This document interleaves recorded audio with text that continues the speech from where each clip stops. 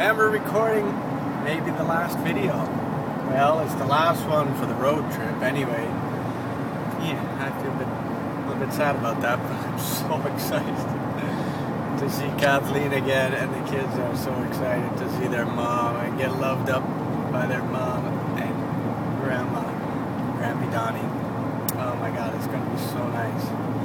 We're about 5 hours away now, and that just seems like a jaunt down to the corner store. We just crossed the 10,000 kilometer mark 23 kilometers ago.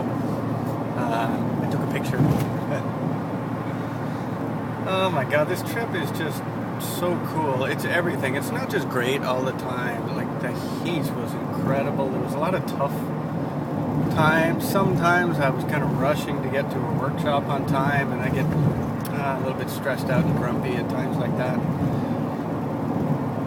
But overall, just an incredible experience, and I think that that's really what I live my life for, is experiences. It doesn't have to be happy all the time. It's not Pollyanna. It's just about the doing of it and the being there, and feeling life, I guess. And that's what I get a kick out of. And I know there's other people that do the same. And I know it's easy as a grown-up to end up in positions where we're kind of stuck. We feel stuck with a job, or we feel stuck with an incredible amount of responsibilities.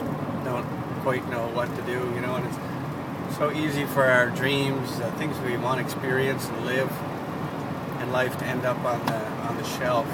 And there's nothing wrong with anybody that does that. This life is quite a thing to figure out, and I don't have a ton of it figured out. But the lifestyle and living your dreams is something that I think I have a knack for, or at least I have a knack for inspiring other people to dust off their dreams, and I'm so happy about that. That makes me feel so grateful. Oh my God, what a great thing to work at. Oh, so good. I used to be underwater for a living. No one to inspire but the lobsters. This is great. It's such a great life. I thought I was going to say something, and that wasn't what I intended to say, all of that. Now I don't know what I was going to say. Oh yeah, we crossed the border. Okay, so we left Vermont yesterday. We had a wonderful workshop in Richmond, Vermont. Jean Campbell was my host. Jean and her husband Brian and her son Ben, right? We met. So salt-of-the-earth people. Oh, they live in the woods just outside Richmond, and we pitched our tent in their yard. And she cooked us a big feed of fresh corn and stuff from her garden, and a wild blackberry pie. Oh my God, we devoured the whole thing on her. The Basie family devoured her pie. Got up in the morning and she had coffee and pancakes ready for us. We had a great workshop. Oh my God, it was so fun. And it turns out she has ninja skills for helping holistic entrepreneurs, yogis, conscious entrepreneurs, I suppose, with their tech stuff. Right? She's a yoga teacher herself. And she's just awesome at the whole tech piece. Everything from like your autoresponders to all that kind of stuff, to the actual tech, like how does your iPhone work with your computer, and like just sorting all of that stuff. I mean, the impact that conscious entrepreneurs can have on the world would be 10 times higher, I think, if they get some of those systems down. And what else was there? Oh, so we got to the border last night quite late, like 10 o'clock. And I thought we were going to have trouble crossing the border.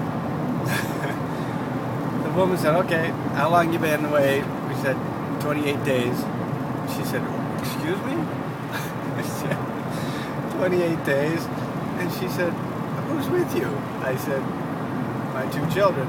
Opened the door so she could see, and they waved hi. And she said, where were you?